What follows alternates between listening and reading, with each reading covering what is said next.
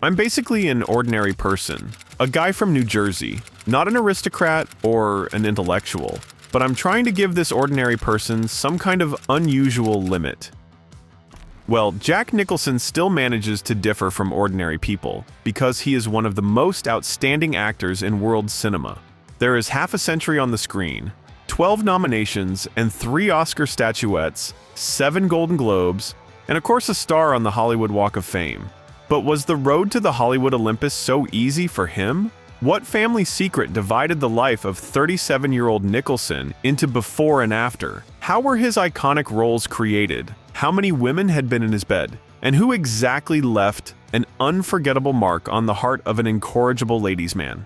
In this video, you will see 2 sides of Jack Nicholson's personality, a movie star and a common man. We will tell you about how he created his roles and what he was and is like in real life. So grab some goodies and get comfortable. This is the Biographer channel. Here we go.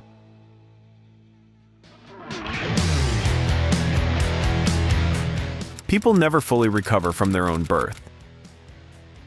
John Joseph Nicholson, the real name of the movie star, was born on April 22, 1937, at his parents' home in New Jersey. The official birth documents of his father and mother indicate John and Ethel May Nicholson. The couple also had 2 eldest daughters, June and Lorraine, whom the actor considered his sisters until the age of 37. But one day, in 1974, Time magazine researchers found out and informed Nicholson that his sister, June, was actually his mother, and his other sister, Lorraine, was his aunt. By this time, both the actor's mother and grandmother had died, in 1963 and 1970, respectively. Upon learning of this, Nicholson said it was a pretty dramatic event, but it wasn't what I'd call traumatizing. I was pretty well psychologically formed. Whether the actor really felt it, or whether it was just ostentatious coldness, only he knows. Jack had no memories of his real mother, as she left home immediately after his birth. Nicholson later talked about June, still unaware of who she really was. My sister was another family legend. She left home at the age of 16. June was an Earl Carroll dancer, then married a test pilot, one of those who broke the sound barrier and moved to California, where she had interesting offers and reliable acquaintances. She died there, young, cancer. Indeed, June was very young and unmarried when she became pregnant, so her parents agreed to raise Jack as their own child, without revealing his true background. There are also several theories about Nicholson's real father. Some say that this is June's former lover, Italian-American showman Donald Furcillo, 10 years older than her. It was to him that the girl married at 16, before realizing that he was already married and had a child. Some call Nicholson's father Eddie King, June's manager. And other sources even suggest that the actor's biological mother herself was not sure of the paternity of her son. As we have already noted, Jack did not know his sister mother, but with her lover, Donald Furcillo, he was lucky to meet. After all, Ethel May, contemptuously treating her daughter's boyfriend, still allowed him to spend the night in June's old room from time to time. Most likely, it was Don that she considered Jack's biological father, so he, in any case, became part of the family. According to the Star's Life Path researcher, Mark Elliott, Jack never liked Don, the way he smelled of whiskey and cigarettes, and Furcillo himself rarely spoke to the boy, but Jack loved his other sister Aunt Lorraine and her husband George, or as he was called in the family, Shorty. Shorty was a role model for me, almost a father, Nicholson said. In his spare time, Shorty taught Jack everything that a good father usually teaches his son, and also often played baseball with him. No wonder Nicholson was drawn to Lorraine's husband, because he was subconsciously looking for a male role model, and in his own family, unfortunately, it was not. Ethel May, the actor's so-called mother, was a financial mainstay in the family. For many years, she worked as a hairdresser in the family workshop on the 2nd floor of their small house in Neptune City. But her husband John was very different from his wife. He had neither money nor ambitions. Sometimes he found a job, but mostly it was part-time work. Shortly before Jack was born, Ethel May got tired of her husband's drunkenness and kicked him out of the house. Since then, John has fallen into the abyss, often spending the night on park benches or just on the sidewalk.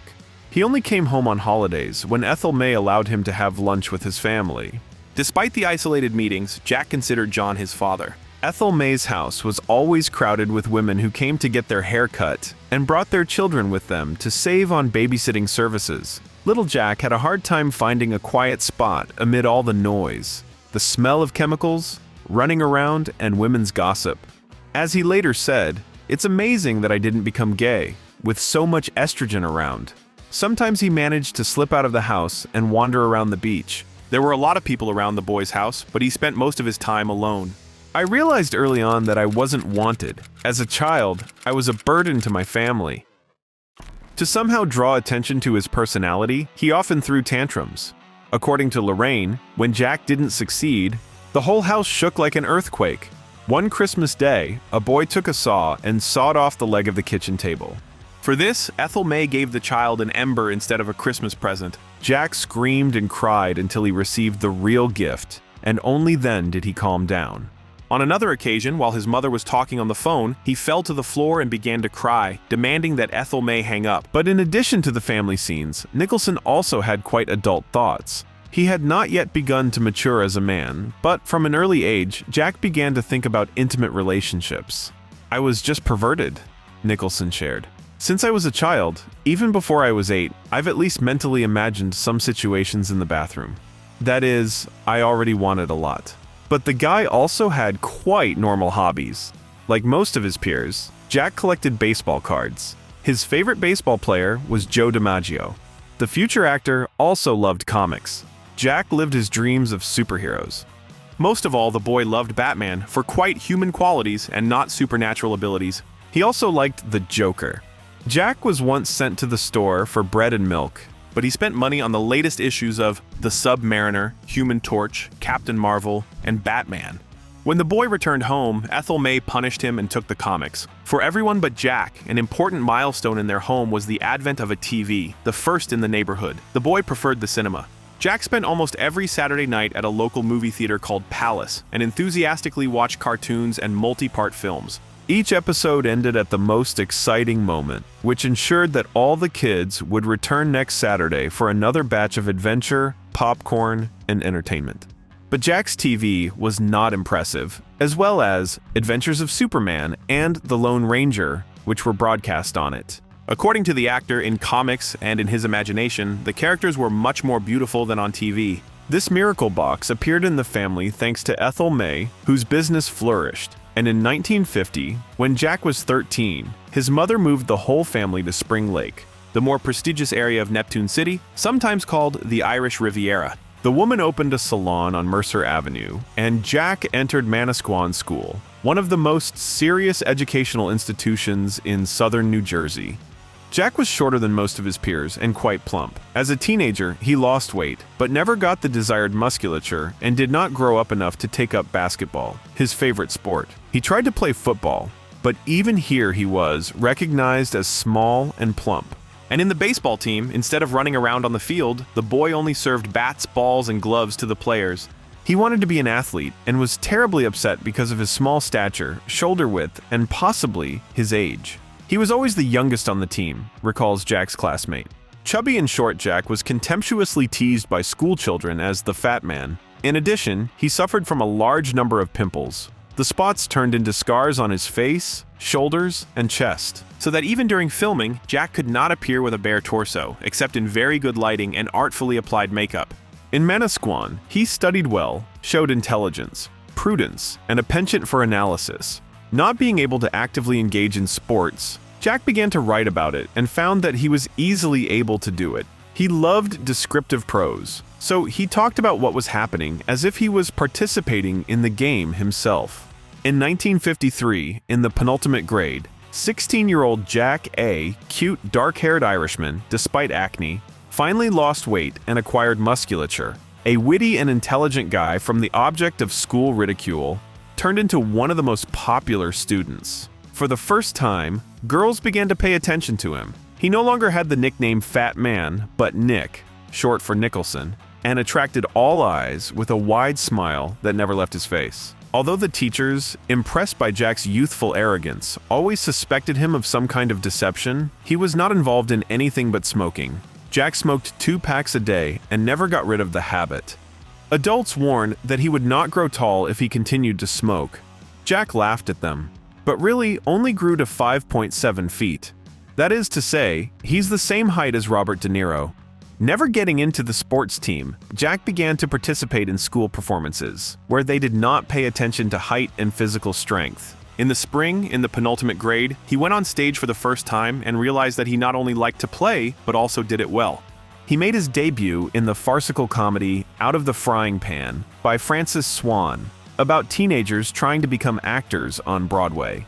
This play was a huge success in Manhattan throughout 1941, after which Swan's young characters did not leave the school stages until the end of the 50s, until they were replaced by more relevant types.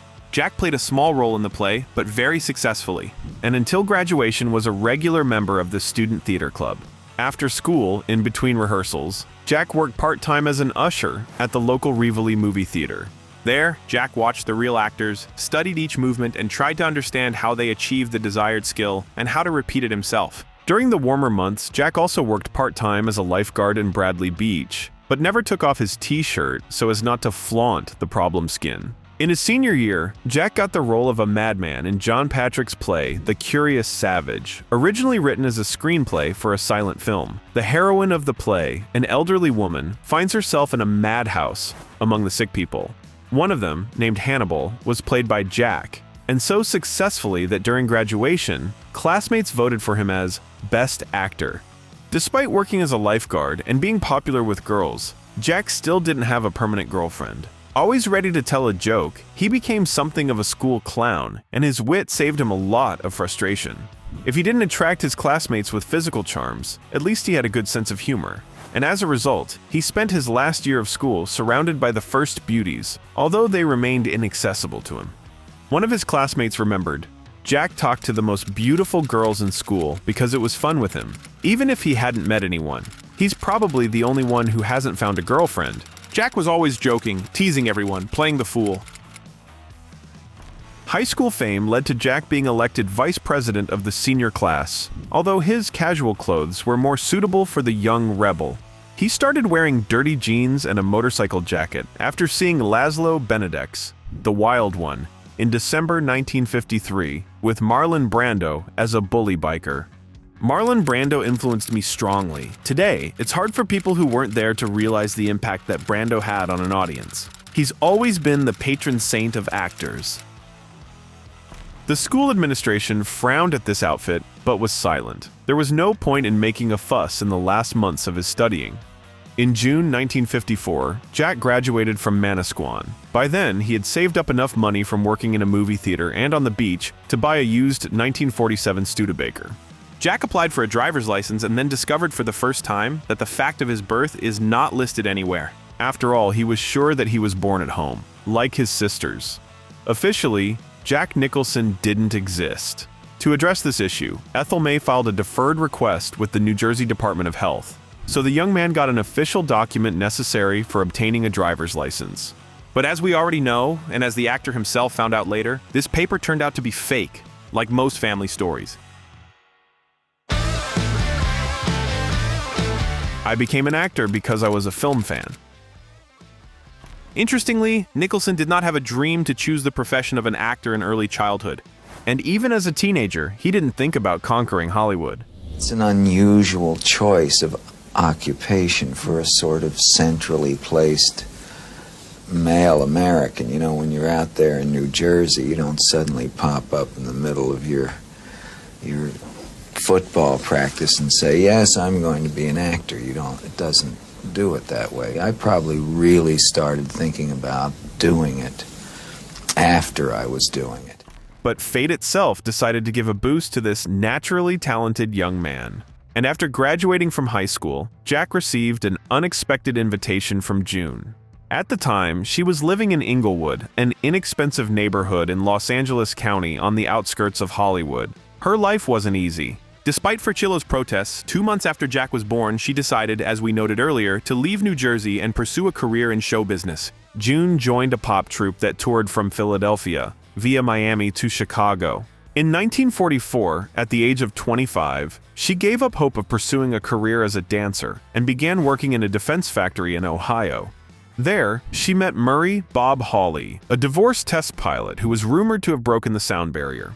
June married him and had 2 children, a son and a daughter. The family moved to Southampton, New York, a hotbed of the North American rich. Everything was going well, but one day Hawley left his wife and children and went to another woman. The rejected June briefly returned to New Jersey, and then moved to Los Angeles with her 2 children in the hope of starting all over again. In the spring of 1954, when Jack graduated from high school, June invited him to spend the summer with her in Hollywood, adding a plane ticket to the letter, and he happily agreed. Oddly enough, despite his sociability, Jack did not tell any of his school friends about the upcoming trip. He promised Ethel May that he would return in 2 months and go to the University of Delaware to study engineering. A high graduation score gave the young man a chance to get a grant. June's apartment, where she lived with her 2 children, was already cramped, and the 4 of them became even more cramped. Jack spent the whole day at home sullen, lethargic, sleepy, and eating everything he found in the refrigerator. June only managed to relax when he went to a nearby Hollywood park to indulge in his favorite entertainment to play on the parimutuel betting. If he didn't have enough money to bet, Jack took the bus to Hollywood and wandered the famous streets. In July 1954, shortly after Jack's arrival in Hollywood, the film On the Waterfront by Elia Kazan was released with the participation of Marlon Brando. His role as an American rebel, a courageous but vulnerable, tough guy, captured Nicholson, who always wanted to be like this legendary actor. The guy was so engrossed in Hollywood life that after 2 months with June, he never went home to go to college. Jack decided to stay. As a result, he ended up in a small, inexpensive apartment in Culver City, on the outskirts of Hollywood, where he slept until the evening, and then got up and went to work arranging toys in a store on Hollywood Boulevard. This made it possible to pay for housing. After work, he ate at the Romero Cafe, which was visited by many young rebels who dreamed of becoming actors. The open nature allowed Jack to easily fit into their circle. If he got bored with one coffee shop, he moved to another or to some bar where young people who dreamed of fame gathered. I belong to a generation that grew up listening to jazz and Jack Kerouac. We walked around in corduroy pants and turtlenecks and talked about Camus, Sartre, existentialism. We stayed up all night and slept until 3 o'clock in the afternoon. We were among the few people who saw European cinema. But in 1955, when Jack spent a year living off little money, Los Angeles began to lose its appeal to him. He wanted more than that. He wanted to get into the film industry at all costs, no matter who. I didn't have any real friends. I lived on my own, and I worked as a messenger. I was living in Culver City at the time, walking and being gloomy like Vincent van Gogh, he recalled. Everything changed one day. On the advice of a friend, he went to the Human Resources Department of the Metro-Goldwyn-Mayer Film Company in Culver City. There, according to him, it was possible to ask for a job. Jack wasn't picky. He later recalled, "On my birthday, I already bought a plane ticket. I thought, if nothing interesting has happened to me in Los Angeles, I'd better go home and do business." So I was offered a job at MGM. At the last minute, when Jack was already packing, the studio called with an offer of a job as an office worker in the animation department. He started working on May 5th, 1955. He got $30 a week. His duties included sorting through Tom and Jerry's fans' emails, characters that MGM came up with in response to Disney's Mickey Mouse and Donald Duck. He soon realized that this job, and salary, is not much different from working in a toy store. But at least now he could legally claim to work in show business. There, Jack quickly got used to the sight of real movie stars crowding numerous MGM studios. "I saw everyone, spent a lot of time in the pavilions. Monroe, Bogue, Hepburn, Brando, Spencer Tracy, they all worked there then. I felt like I was in paradise. One day I lay down on the lawn to look up under Lana Turner's skirt." Jack tried to call everyone by their first names, from poor cleaners to executive directors, and his words were always accompanied by a smile. Now he rented another apartment, a small apartment above the garage, which he rented with a guy named Roger Anderson. Roger also worked at MGM as a messenger. The apartment was terrible. The round-the-clock slamming of the garage door drove the residents crazy. The sickening smell of gasoline penetrated through the floor. They had to keep the windows open even on cold Los Angeles nights.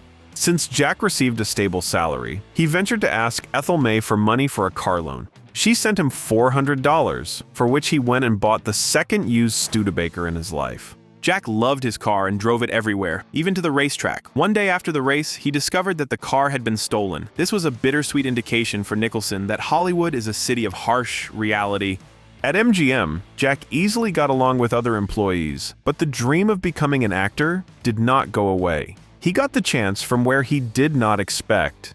Nicholson claimed that he took the elevator to the office, and there was also producer Joe Pasternak. He looked at Jack and asked if he wanted to act, and he said no. Later, Jack claimed that he was just confused. He was going to say yes, but before he could come to his senses, Pasternak got out of the elevator.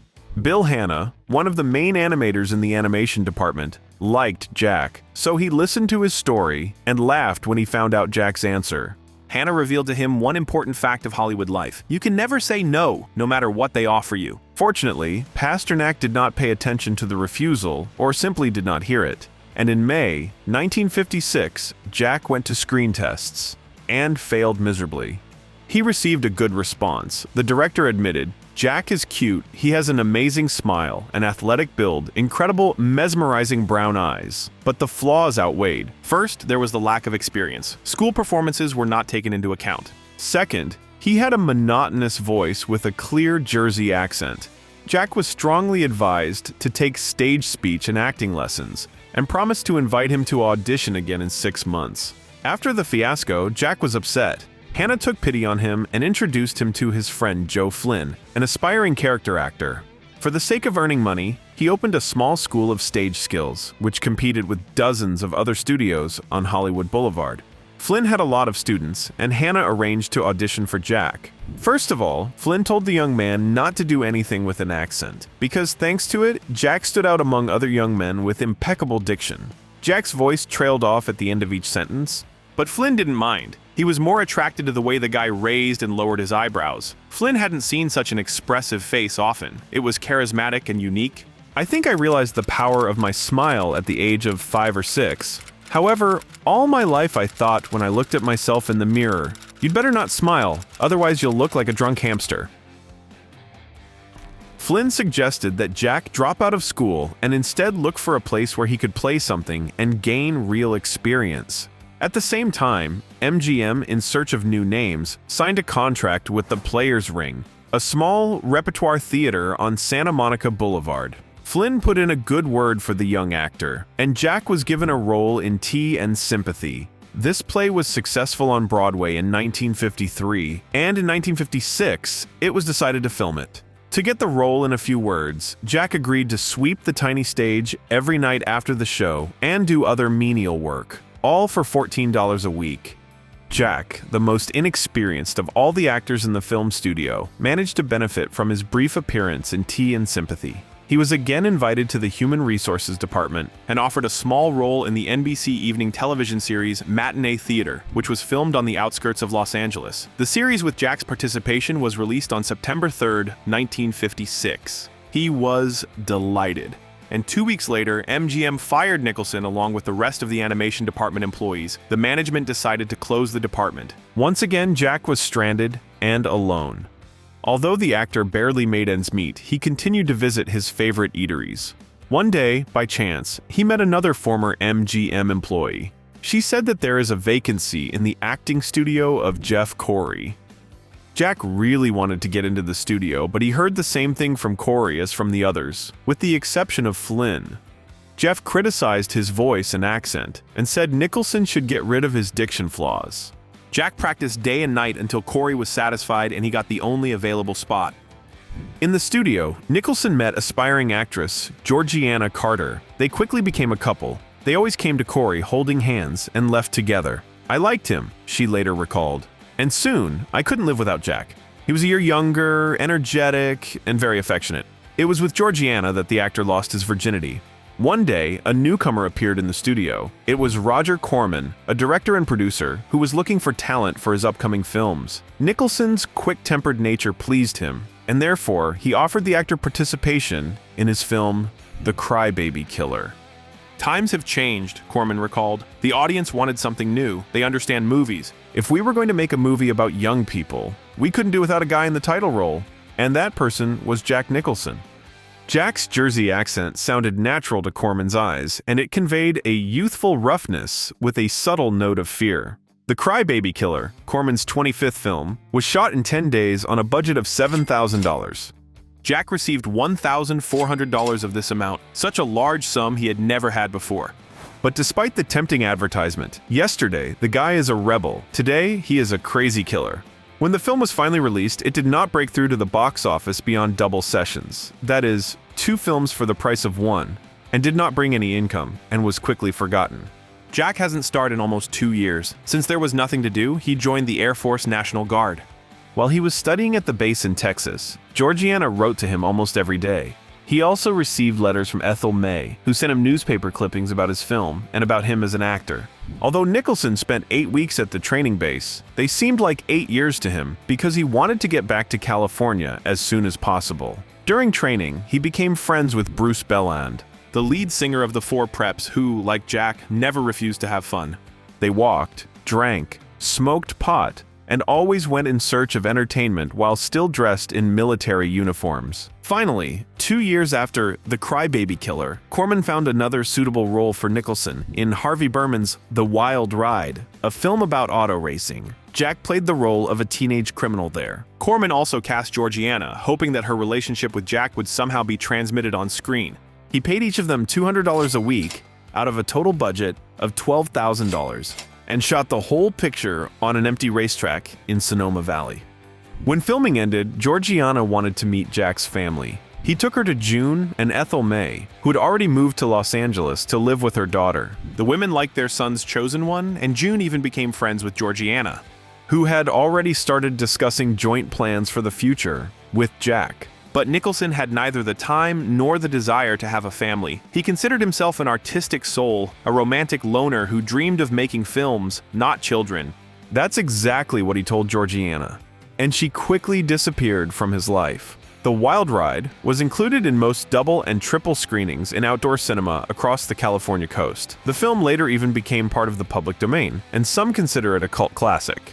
Shortly after filming ended, Nicholson was invited to star in Too Soon to Love by Richard Rush. The villainous character Jack played in this low-budget film was a mix between Romeo and Juliet and Rebel Without a Cause. Nicholson also readily accepted Corman's offer, a small role in the film Little Shop of Horrors, a thriller about a cannibal plant.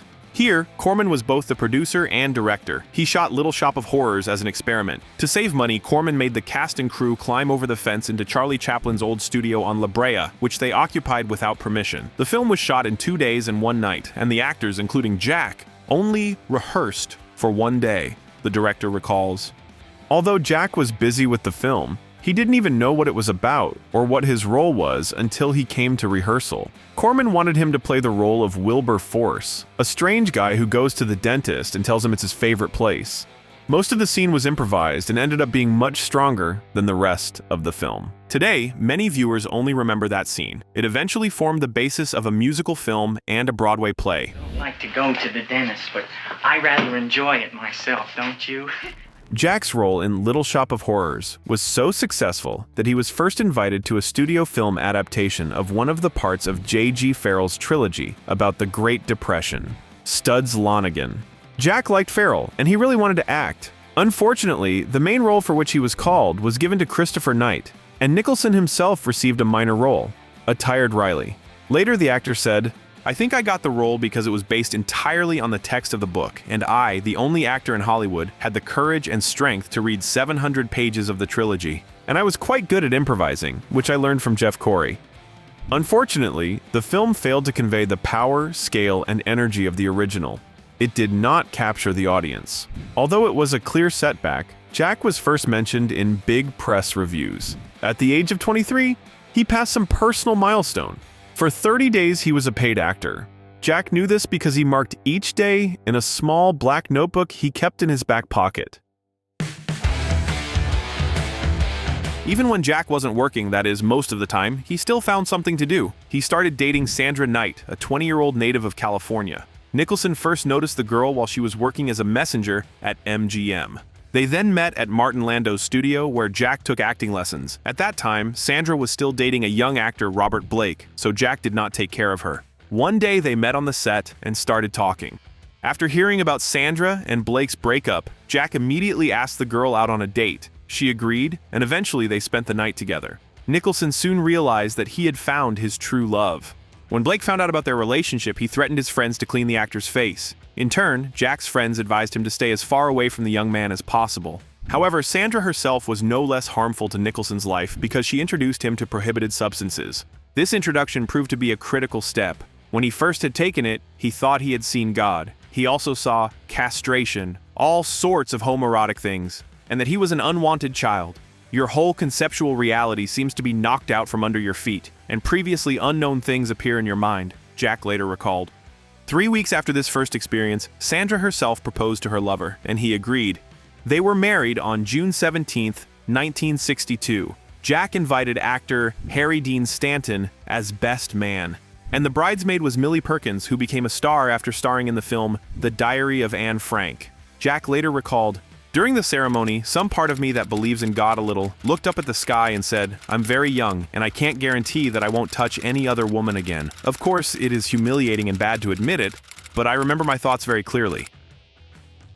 There was no honeymoon. Both immediately returned to work. Sandra got a small role in Richard III. Jack participated in the film adaptation of Edgar Allan Poe's poem The Raven, which is often mistakenly considered Nicholson's film debut. Corman made expensive Gothic-style sets and hired a studio for Monday, but the day before Friday, money ran out, so he had to stop filming. Jack then asked to use these sets for a film he wrote, which he named The Terror, and in which he played a role of a French officer seduced by an evil ghost. So before the workers took the scenery, Nicholson ran around with the camera and took pictures in the hope that something would work out. But it didn't work out. Jack does not hesitate to call this picture the worst of his career. Everyone associated with The Raven had to wait patiently while Corman sorted out the finances. We spent 9 months looking for funds and shooting the final scenes. At least the first part of the film was directed by Francis Ford Coppola, until he went to another studio where he was paid more. Monty Hellman also worked for Corman as a director, but due to lack of funds, Corman completed the film himself. He gathered the main participants for 11 days to finish the work. I've never thought deeply about my work with Corman. I'm not nostalgic at all. The movies were bad. Those who didn't see my early pictures were more fortunate in life than I was. But like other actors, I needed a job, and I couldn't find anything else. No one needed me. After the failure of The Terror and the success of The Raven at the box office, Nicholson wanted to become a screenwriter, and Corman advised him to write something that is easy to shoot, without fancy sets and special effects, and turn it into a thriller. Corman soon recommended Jack to Robert Lippert, who was looking for good screenwriters. Nicholson brought Don Devlin as a partner because he felt calmer working with a more experienced co-author. Lippert hired both of them for $1,250 and ordered them to write something of their own accord. Jack came up with the plot and some dialogue for the upcoming movie Thunder Island, and Devlin, in fact, wrote most of the script. Faye Spain was invited to participate in a film about a political conspiracy somewhere in the Caribbean, and Gene Nelson played the role that Jack originally came up with for himself. According to Lippert, he liked Jack more as an author than as an actor, and he had not yet gained enough fame, unlike Nelson. Shortly after filming Thunder Island ended, Ethel May called Jack and reported June's illness. He left everything and went to the clinic. The doctors explained to him that June was dying of uterine cancer and a very severe form of breast cancer. She looked bad, had lost a lot of weight, and didn't speak much. After that meeting, Jack never saw her again, but at June's request, he called Georgiana and asked her to visit his friend. She immediately went to the hospital. Like Ethel May, she visited the patient daily until she died in July 1963, at the age of 44. Thunder Island was released in October 1963, 2 months after June's death and a month before John F. Kennedy was assassinated. At that time, no one wanted to watch films about political murders anymore, and the picture quickly disappeared from the screens. The creative union of Nicholson and Devlin proved its worth, but the film did not find its audience, and their co-creation ended. In August, Jack flew to Acapulco to shoot Joshua Logan's Ensign Pulver. The film was shot in the Bay of Puerto Marquez on board a decommissioned merchant ship. The team was played by promising actors of the film studio who worked under contract. Jack was the least famous, and his role was tiny. By the way, on the recommendation of Nicholson, the same Sandra's friend, Millie Perkins, was taken for the main female role because Sandra herself was pregnant. Filming was slow. In the absence of other things to do, Jack smoked pot. It was easy to get it in Mexico, and soon all the extras got hooked on it. Perhaps that's why most of the characters in the film look a little silly. Most of the scenes featuring Jack were not included in the final version. Critics mercilessly criticized the film and the main actors so that the picture could not be called successful. On the same day that Jack returned to Los Angeles, Sandra gave birth to a baby girl. Her name was Jennifer. Jack immediately gave her the nickname Ona, possibly after Urizen's daughter in William Blake's mythology. In her childhood, he had never called his daughter anything else. While filming Ensign Pulver, Jack became friends with one of the crew members, Larry Hagman. They began to communicate with their families. The Nicholsons lived in a modern bungalow near Plummer Park, on the outskirts of Hollywood, where they moved after the birth of their child. And the Hagmans threw fancy parties, where the Nicholsons were always invited. Jack enjoyed hanging out with the cream of Hollywood society, but work was still the most important part of his life. In 1964, he co-wrote another screenplay with Monty Hellman called Epitaph, about two unemployed actors, one of whom is desperately looking for a doctor who is ready to give his woman an illegal termination of pregnancy. And, while they were waiting for a response from the studio, Jack was offered the main role in a film called Back Door to Hell, produced by Fred Roos. The film takes place during World War II, where three young soldiers must conduct reconnaissance on an island occupied by the Japanese before the offensive of the main Allied forces begins. Jack read the script and agreed to play, but only if Monty Hellman is the director. He wasn't going to leave Hellman after working with Epitaph, and Roos agreed and hired him. Roos wanted to make two films at once in the Philippines, one for television and the other for film distribution. Since Hellman had already written the script for another film, Jack helped a friend remake it for filming in the Philippines. And, as a result, the adventure film Flight to Fury was shot. In this film, Jack played the role of another psychopath. The work went on continuously, 3 weeks for one picture, a short break, and then another 3 weeks for another. However, despite some interesting directorial finds and Nicholson's energetic performance, both films quickly disappeared from the screens. By the way, Jack liked Flight to Fury the most out of the 12 films in which he starred, from 1958 to 1964, starting with The Cry-Baby Killer. He liked playing psychopaths, and he always thought that his character Jay Wickham turned out great for him. I dated the Queen of Idaho one time. She was a throwaway anywhere else. She ran an all-night disc jockey show from a tower in the middle of a drive-in movie. And then there were two low-budget westerns of the same Hellman, Ride in the Whirlwind and The Shooting. Completely fictional, without any background, these films were emphasized experimental. As one critic said, made in the Kafka style, which favorably distinguished them from a typical cowboy movie. The first film told about a trio of cowboys who are forced to exist outside the law due to the case when local authorities mistakenly identified their personality. The second one told the story of two men who accompany a mysterious woman to the city through the desert, and they are closely watched by a black-clad shooter who seems determined to kill them all. Both were filmed in Utah on a budget of $75,000. And both initially did not interest American film distributors, but gained cult success at the Cannes Film Festival, and later were sold on TV. While Nicholson was trying to succeed in Hollywood, family life broke down. There was not enough money, quarrels between the spouses became more frequent. The financial situation was saved by none other than Corman, who offered Jack to play one of the killers in the gangster film The Saint, Valentine's Day Massacre. The role consisted of only one line, but Jack squeezed the best out of it. When one of the gangsters notices that he smears bullets with garlic, he asks why. Nicholson replies, "For you to die of blood poisoning." He came up with the phrase on the spot, and Corman was thrilled. The audience too. The Saint Valentine's Day Massacre brought Jack more fame than all the previous films combined, and it gave more money, thanks to Corman. He was aware of the actor's financial problems that threatened his marriage to Sandra. He didn't even really need Jack in the film, but Corman decided to help his friend financially without hurting his ego. This was followed by Hell's Angels on Wheels, the sequel to the super successful film Hell's Angels by Corman. He offered Nicholson to play the main role, a character nicknamed Poet, a disappointed and dissatisfied gas station worker who is looking for the meaning of life behind the wheel of a Harley. With Jack in the title role, Hell's Angels on Wheels turned out to be much better than The Wild Angels. But, although the film was a success, due to the large number of offers on the cinematography market, the fees were half that of the previous picture.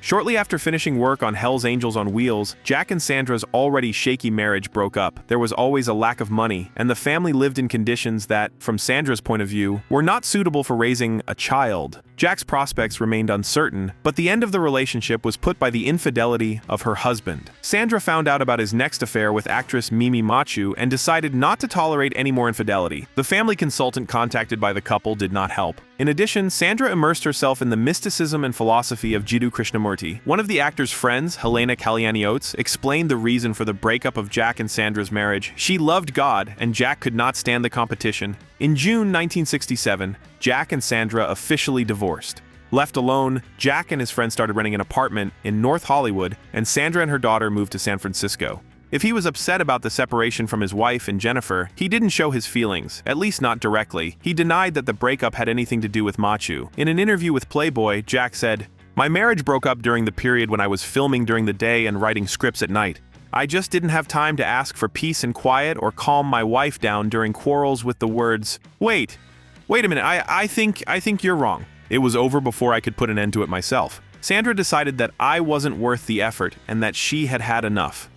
In 1967, Jack again collaborated with Corman in another biker film, The Trip, but this time he was a screenwriter. The film was shot in 3 weeks. Corman gave one of the main roles to Bruce Dern and thereby incurred the wrath of Nicholson, who created this character for himself. However, the director and screenwriter soon reconciled. To get a better understanding of the topic, Corman dared to try banned substances.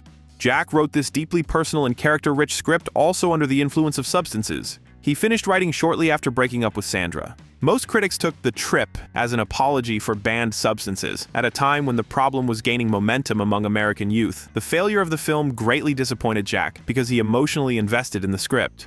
The sense of failure was further reinforced when he was offered a role in Roman Polanski's Rosemary's Baby, and as a result, the role of the devil husband went to John Cassavetes. After learning about this, Nicholson got very drunk. He continued to drink when Mimi Machu ended their relationship. In order not to go mad with loneliness, Jack returned to work. So the next film he starred in was Psych Out in 1968. The plot of the film is the story of a deaf hippie girl who is looking for her missing brother, and Nicholson played his friend. The film did not reach much height, and Jack experienced another bitter disappointment. He seriously considered quitting the acting profession and focusing solely on his career as a screenwriter, or perhaps leave the cinema altogether and look for a normal job with a decent salary. Fred Roos, meanwhile, moved to television and took up the position of director's assistant, who was responsible for selecting actors for comedy series. To help Jack out, he invited him to take part in several television shows. No matter how Jack felt about such a job, he needed money, and therefore starred in 2 episodes of The Andy Griffith Show. "I've always hated television," Nicholson admitted. But in 1969, the actor's life finally changed. Peter Fonda and Dennis Hopper worked on a biker film, and when they finally got it over with, the film became a cultural phenomenon that forever changed Hollywood's attitude towards authors, cinema, and its creators. In this film, an actor played a relatively small role, which at first they didn't even want to take at all. As a result, he became a new Hollywood sensation. His name was Jack Nicholson. You can write if you can guess what kind of movie we are talking about in the comments. We wonder if you can guess.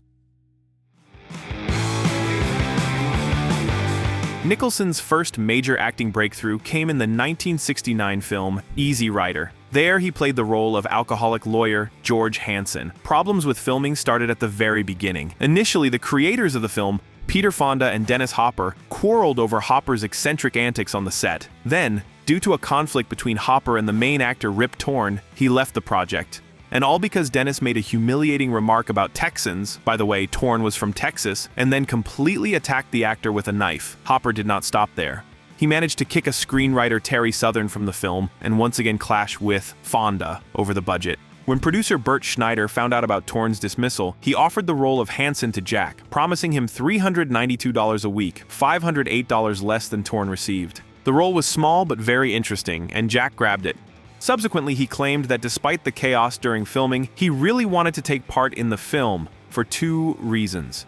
First of all, the actor noted, "Almost no one wanted me to play, not because I wasn't good at it.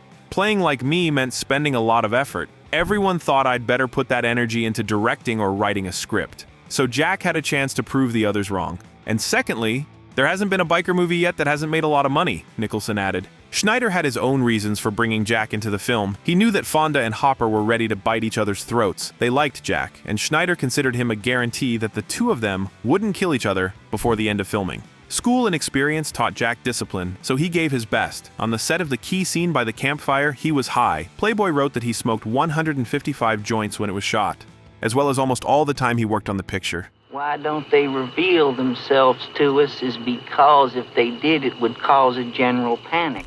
But to learn the Texas accent, Jack listened carefully to the recordings of U.S. President Lyndon Johnson, who took up this position after the Kennedy assassination. About the experience of working on the cult scene, the actor told, I played this long scene around a campfire, talking about UFOs, etc., hiding the text under my jacket. We seemed to be improvising, but most of the episode was written in advance. When work on the film was completed, in late 1968, Jack finally officially divorced Sandra. The lawyers divided everything more or less equally. Jack agreed to pay child support, and Sandra allowed him to visit his daughter every week. But as soon as the formalities were over, she moved to Hawaii, thus depriving Jack of the opportunity to see Jennifer. Because of the alimony, he could no longer pay his share of the rent for the apartment where he lived with a friend and had to move. Jack spent the night mostly in friends' houses. It took 7 weeks and 7 months to edit the footage and give it its final look. Since the premiere was still far away, Jack was in desperate need of money, so he agreed to star in a studio film, where he was invited before. But he was not interested in it at all. This film was Vincente Minnelli's On a Clear Day You Can See Forever, and his partner on the set was the incomparable Barbra Streisand. The plot told about a hypnotherapist who learns that his patient has a mysterious past life of an aristocrat of the 19th century and begins to fall in love with her. Even if the film turned up on time, Nicholson didn't like anything about it. The script, too rigid for him, frameworks, and a mostly unnatural character singing a song to the accompaniment of a sitar. Since Jack did not sing well and did not know how to play this instrument at all, he simply read the text and pretended to play it. On the eve of the premiere, Nicholson said, "I only starred in this film because I was in desperate need of money, and I would not have dealt with the films at all if it had always been done this way." Jack wanted to forget about that experience. One part of the money earned, by the way, he earned only $12,500. The actor sent Sandra and Jennifer. The other spent on buying a white and pink trailer for Ethel May, although he himself had nowhere to live. On a Clear Day You Can See Forever brought only $14 million with a budget of $10 million, and mostly Streisand alone was praised. The song, accompanied by sitar, was cut from the final version, to Nicholson's delight. Reviews of the film as a whole were depressing, and critics did not pay any attention to it. Finally, the constant arguments between Hopper and Fonda over every detail, and especially over the creepy ending, ran out, and in the early winter of 1969, Easy Rider was ready. But at the pre-screening, the executive directors did not like the film without a clear plot, the action of which seemed to drag on endlessly. They had to return to the editing process, and a year later, the new version thrilled audiences and earned Jack Nicholson a standing ovation at Cannes. He realized that he was finally a star. The film also became a success at the box office, collecting $40 million with a budget of only $400,000. This iconic role made Nicholson one of Hollywood's anti-heroes and became a landmark for him. Later, Nicholson himself recognized the importance of participating in the film. All I could see in the early films before Easy Rider was this desperate young actor trying to vault out of the screen and create a movie career. Another family tragedy for some time overshadowed the first significant success of the actor. His so-called mother, Ethel May, became very ill and died. Back in Los Angeles, Jack didn't talk to anyone about it. Earlier that year, Jack was pleasantly surprised to learn that he was nominated for an Oscar for Best Supporting Actor. He immediately called his former lover Mimi and invited her to his house. She agreed and they became a couple again. "We were acting like two maniacs," Mimi recalled of their relationship. Unfortunately, Jack was unable to attend the Oscars. He was on the set of the new film Drive, he said, where he served as a director but did not play himself. Filming took place on the University of Oregon campus and surrounding locations. Interestingly, for one of the non-erotic nude scenes, Jack needed an actress, and therefore he arranged a casting call, where more than 100 actresses undressed in front of Nicholson, and he carefully examined them. As a result, he took on June Fairchild for the role, an actress with whom he had worked before. They say that he wanted to see her in this role from the very beginning, and the casting was to please the male ego. But the film was a failure at the Cannes Film Festival. The New York Times reported that the movie set off the most violently negative reaction from an audience at the festival this year. As the lights came up, the people hooted, screamed, and whistled. Some got to their feet and waved indignant fists toward where Nicholson and his two actors, William Tepper and Michael Margotta, were seated. The actor responded to the audience's reaction with surprising calm, explaining that he has his own directing style and has no intention of catering to others. "Well, I think I have a special vision. If you ask anybody who was in college during the period of Drive," he said, "they'll tell you it was the peer group picture of the time. But it cost me because it was very critical of youth. I did not pander to them." Interestingly, Jack also took Mimi with him to shoot, so that it wouldn't be so insulting to miss the Oscars. In addition to the nomination for Best Supporting Actor, the film was also nominated for a screenplay. However, Easy Rider did not receive a single statuette. Stanley Kubrick, who was impressed by the actor's performance in the film, even offered Nicholson the role of Napoleon in a film about his life. However, although production on the film began, the project failed. partly due to a change of ownership at MGM. Meanwhile, Jack found his dream home, but was still stranded. He had not yet received the income from Easy Rider, so Schneider gave him in advance the $20,000 needed to buy a 2-story cottage. Marlon Brando lived in the house next door, on a small hill. The first significant sums of money started coming in, and Jack spent them on decorating his house, especially on art. The actor's next project was the thriller 5 Easy Pieces by Bob Rafelson. There, Nicholson played a man desperate to find his place in life. Drawing a parallel between himself and his character Bobby Dupay, Jack said, "I've tried all the prohibited substances, slept with just anyone, been everywhere. For me, and for my character, the search is like a mania. There's not a day in my life that I don't look for something." Of course, it seems to me that eternal search may well be a way of life. 5 Easy Pieces was shot almost without breaks. The most difficult scene for Nicholson was Bobby's final meeting with his father, where they try to talk, even though his father lost his tongue from a stroke. The director demanded tears from the actor, and he could not give out the necessary emotion. "God damn it, Jack. We got 3 scenes left. You have to cry in one of them." And I said, "Bob, that's just not the way we do it. We're serious." Jack rewrote the lines of his monologue on the fly, shaping them as he felt in the moment, and the director, in turn, kicked out the entire film crew for the duration of shooting the scene, and the actor was left alone with the screen father and his emotions. The result exceeded all expectations. The best that I can do is apologize. We both know that I was never really that good at it anyway. Although Jack was still dating Mimi, during filming he began a secret and passionate affair with Susan Anspach. In the film, she played a young pianist engaged to Bobby's brother. 2.5 weeks after the premiere, on September 11, 1970, Susan gave birth to a baby boy. Although she had denied it for years, the tabloids somehow found out that the child's father was Jack. He claimed that he was not sure, even after Anspach personally told him at the party after the Academy Awards ceremony in 1971. She named the boy Caleb. In 1974, Susan married the actor, who adopted the boy and gave him his last name, but Jack secretly continued to send Susan money for the maintenance of the child.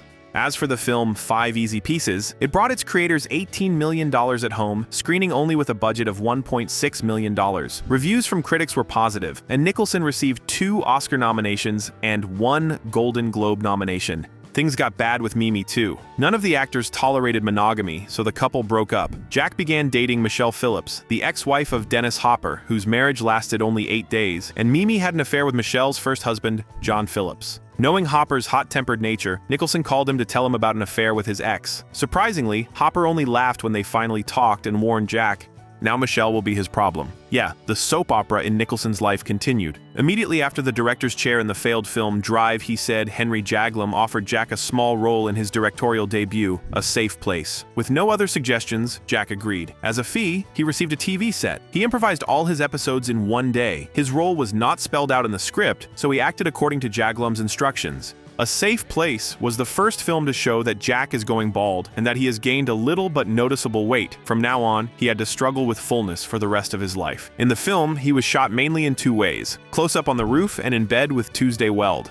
By the way, there were rumors on the set that they really had sex right during filming. A Safe Place did not make a large box office. Jack's only official comment about the one-day shoot was, "I played well.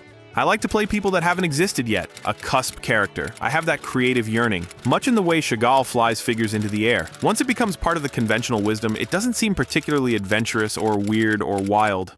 By that time, Nicholson had started to have money, so he started paying the bill for everyone he had to have breakfast, lunch, or dinner with. The actor also got used to expensive Cuban cigars, bought them in whole boxes, when he was in Europe or Canada, and smuggled them home in his luggage. And of course, it was not without prohibited substances and random affairs with women. The actor's next project was the comedy drama Carnal Knowledge. The events in the film take place in the 1940s and span 25 years, following the lives of 2 friends from Amherst College, played by Nicholson, and Arthur Garfunkel from the then super popular duo Simon and Garfunkel. During filming, the actors became friends, and when Arthur once visited Jack, he stayed at his house in a room that Nicholson then jokingly called Arthur Garfunkel's suite. Interestingly, Jack and other members of the film crew vowed not to use prohibited substances while working on the film, in order to strictly follow the director's instructions. Instead, Jack smoked Cuban cigars, Carnal Knowledge was released in June 1971. The film received mixed reviews. Its emotional joylessness and sexual cynicism did not please most critics. The studio was small, the plot and action in the film were lacking, but the picture was saturated with nude bodies and intimate scenes, still unusual for the production of the Hollywood mainstream. At the US box office, the film grossed $18 million, while worldwide, it earned $29 million. However, Jack was nominated for a Golden Globe for Best Actor for his role. After the film's release, Nicholson gathered his courage and, through agent Sandy Bresler, turned down a number of tempting offers, including the role of Michael Corleone in Francis Ford Coppola's The Godfather, played by Al Pacino, and became a star. He also refused to play in George Roy Hill's The Sting. "I was perfect for The Godfather," the actor noted in 2006, "and I doubt I'd turn down the role now. But at that time, only Tony Franciosa and Ben Gazzara were Italian actors. I thought, let the Italian play. I did a very noble thing. And as for The Sting, I liked everything. The project, the era, and I knew that the film would pay off, but I wanted to put my energy into some picture that really needed it." It was not so sweet on the love front at that time too. Michelle, who came to her lover for the filming of his next work, the film The King of Marvin Gardens, wanted to live with Jack separately and not in a hotel room next to the entire film crew. As a result of the quarrel, she did not achieve her goal and left. It turned out that she was pregnant at the time, but a month later, she had a miscarriage. Nicholson did not grieve for long without Michelle and changed girls like socks. As for the picture, the audience did not like The King of Marvin Gardens, and it became a creative and financial failure of Jack. But Nicholson did not give up, and for good reason. After all, the next project was one of the most significant in his career. We are talking about The Last Detail by Hal Ashby, an adaptation of the novel of the same name by Daryl Ponnickson about friend sailors. The script was prepared specifically for actors Jack Nicholson and his black friend Rupert Cross. Jack's character, Billy Budusky, nicknamed the Badass, believes in his invulnerability. He's funny, fearless, cheeky, and acts instinctively, just like Nicholson himself. So the actor agreed to play. But from the very beginning, the project was waiting for adversity. It all started at the stage of writing the script. The film contained a lot of obscene language. As the producer joked, the word fuck was heard 342 times in the first 7 minutes. However, all his attempts to get the screenwriter to clean up the text of the dialogues were unsuccessful. This is how people communicate when they don't have the ability to change something. They grumble, Robert Towne said. In addition, the producer had to fly to Canada and pick up the director from prison, who was arrested for illegal transportation of pot. After Ashby's arrest, the project was in full swing until Jack signed the contract. The project was disrupted several times, Goober recalled, and only Jack could save it. As soon as Nicholson agreed to shoot, Columbia gave the film the green light and $2 million in expenses. A modest amount, but enough to start shooting. Meanwhile, other issues were resolved, including profanity, which the studio reluctantly missed. However, it is precisely because of this and the behavior of all three characters that the film did not receive the support of the military, who usually help studios. So the film was shot in Toronto during the Canadian winter. The weather was so cold that coffee froze in the cups during breaks, so Ashby and Nicholson warmed up by smoking pot. Despite the difficulties in production and the nuances of shooting, the picture turned out to be surprisingly cool. The film received excellent reviews in the press and was ranked in the top 10 best films of the year by the National Council of Film Critics of the United States. And the portrayal of Sailor Billy Budusky earned Jack the BAFTA Award for Best Actor, the Best Actor Award at the Cannes Film Festival, and nominations for a third Oscar and Golden Globe. Nicholson, by the way, was very worried about not receiving the Oscar for the third time. And to this day, the actor considers the role of Budusky the best in his career. Want to check next door or anything? At one of the parties, Jack met actress Angelica Houston, the youngest daughter of legendary director John Huston. She was taller than Jack and 14 years younger. From the first second of acquaintance, Angelica could not get the actor out of her head. They finally met at a party at Jack's home in Los Angeles. I was invited by my then stepmother, Cece. The door opened and Jack's grinning face presented itself to me and I thought, I like you. I was always attracted to bad boys. They spent the night in Jack's bedroom while the party was going on in the house. The next day, Angelica went to New York to get her things and returned to Los Angeles. She moved into a small house on Mulholland Drive, near Nicholson. In honor of her arrival, Jack gave her a Mercedes. For the next 17 crazy years, filled with mutual infidelity, they remained close to each other, although they did not always live together. Angelica quickly fell in love. Jack was handsome, courageous, witty, and generous. And most importantly, they had a good time and felt like a family. Just like when I was a child, when I was with my father, it's a sense of security, as if someone says, "Yes, now relax, Jack is here," the actress noted. Jack liked everything, but the more Angelica became attached, the more it seemed to him that her thirst for fatherly love was suffocating him. The moral strangulation was compounded by the eternal desire to feel free with young and beautiful women, and they were at every turn. Monogamy seemed too boring to him, no matter how big the love was. In addition, Jack continued to build a career. It was in 1974 that he found out who his real mother was. Therefore, the reinterpretation of the actor's life at that time could be seen on the screen. He starred in Michelangelo Antonioni's The Passenger, and in this film, the main character does not have a clear self-identification, and the whole film, he is looking for it. The Passenger was a transitional stage between Budusky and Nicholson's next character, Detective J.J. Gittes, from Roman Polanski's Chinatown. Polanski himself was then only moving away from the murder of his wife Sharon Tate, where Roman was being tried as the main suspect. Then it turned out that the killer was not him, but Charles Manson. But Polanski was very negatively affected by this process. He reluctantly took up the work of Chinatown, not realizing what success awaits the picture. Of course, Roman had a hand in the script and rewrote it a month and a half before filming. On the set, few people could get along with the eccentric director, but the main actors, Nicholson and Faye Dunaway, were not gifts either. There was a conflict with Faye about her hairstyle, when one hair sticking out of her head cast a shadow on her face, and Roman simply tore it off, which caused considerable indignation of the woman. Another episode where the director wanted to fix something in Dunaway's costume almost led to him being sued for harassment. Faye wanted to give up filming altogether until Polanski was fired, but the producers persuaded her to stay.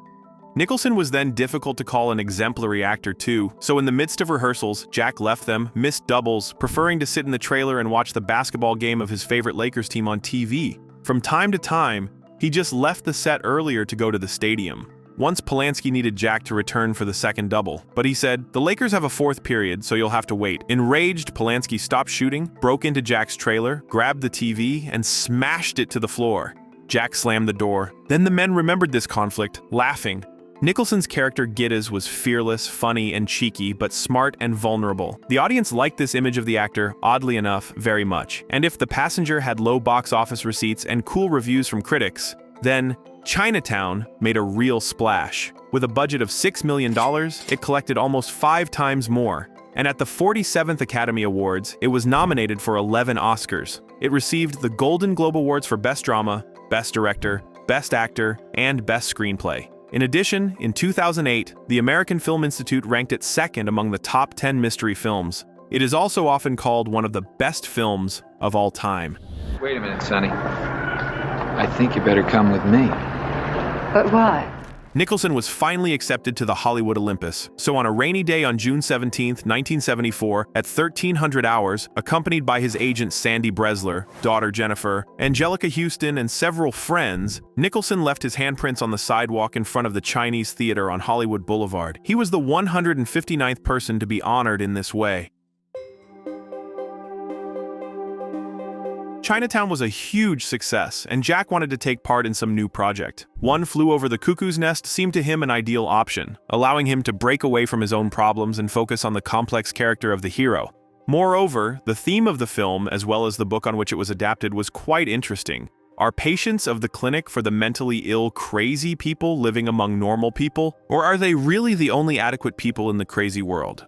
The rights to the film adaptation were first owned by Kirk Douglas, and then passed them on to his son, Michael. Nicholson agreed to shoot for $1 million and a percentage of the rental. But while the process of selecting a director and other actors continued, Jack managed to star in The Fortune, an American black comedy by Mike Nichols in 1975, in which his partner on the set was Warren Beatty. The script focused on 2 clumsy scammers who planned to steal the wealth of a young heiress, played by Stockard Channing. But when The Fortune was released, the reviews were negative. The audience received a boring, silly comedy, where the 2 main characters are no longer young men, and the main character is minimally involved in the plot. Meanwhile, Michael Douglas finally found a director who became Milos Forman, and an actress for the main female role, Louise Fletcher, and filming of One Flew Over the Cuckoo's Nest began. By the way, one of the patients was played by Danny DeVito, Douglas's friend.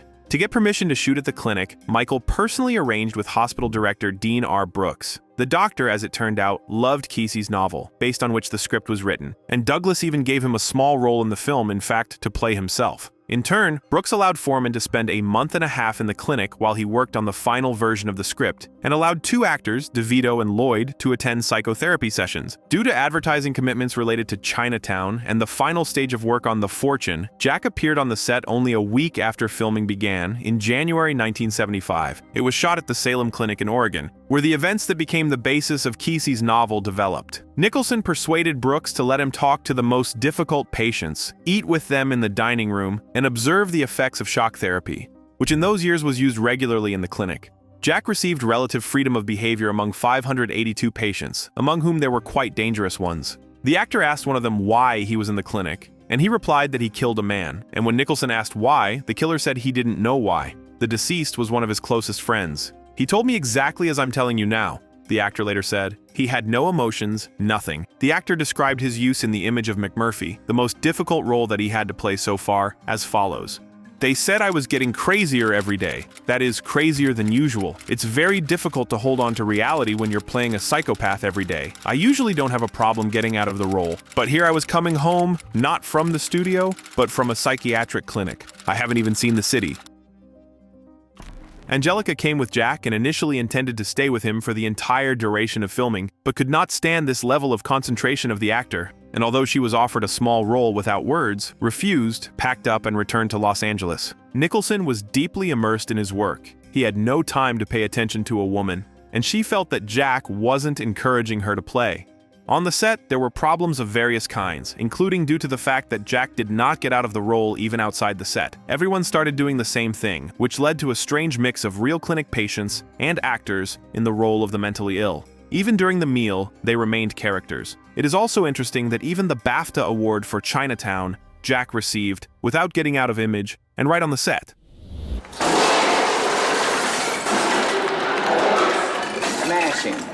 Who have been chosen Best Actor by the Society this year for my performance in Chinatown.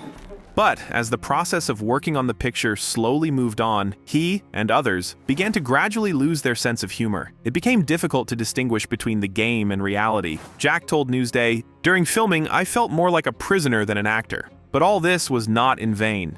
Despite mixed reviews from critics, One Flew Over the Cuckoo's Nest brought a fantastic profit to its creators of more than $109 million. The film was ranked 84th on the list of the most profitable films of all time. It was screened in crowded cinemas all over the world.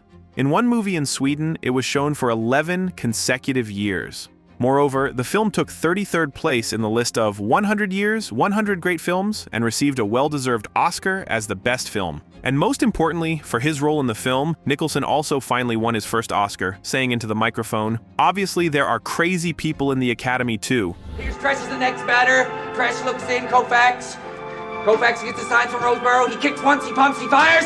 It's a strike! It's only been a few weeks since The One Flew Over the Cuckoo's Nest was finished, and Jack has already flown to Montana to star in Arthur Penn's The Missouri Breaks. One of the reasons Jack agreed to act with Penn was the presence of the idol of his youth, Marlon Brando. He also really liked the script. Compared to filming One Flew Over the Cuckoo's Nest, working in The Missouri Breaks seemed like a pleasant vacation, and it also attracted Jack, as did the relatively short filming time and the presence of his daughter Jennifer with him. But the result did not meet expectations. Brando shortened his role, but instead for Nicholson, his lines were expanded, which upset the balance of the plot. Moreover, Marlon regularly threw scandals, could not do without a prompter, and for some reason uttered his lines with an Irish accent. It is not surprising that the film eventually failed at the box office, and critics did not like it. The actor's participation in the film adaptation of Francis Scott Fitzgerald's novel The Last Tycoon, directed by Elia Kazan, was also unsuccessful. The plot is based on some events in the biography of producer Irving Thalberg, who died at the age of 37.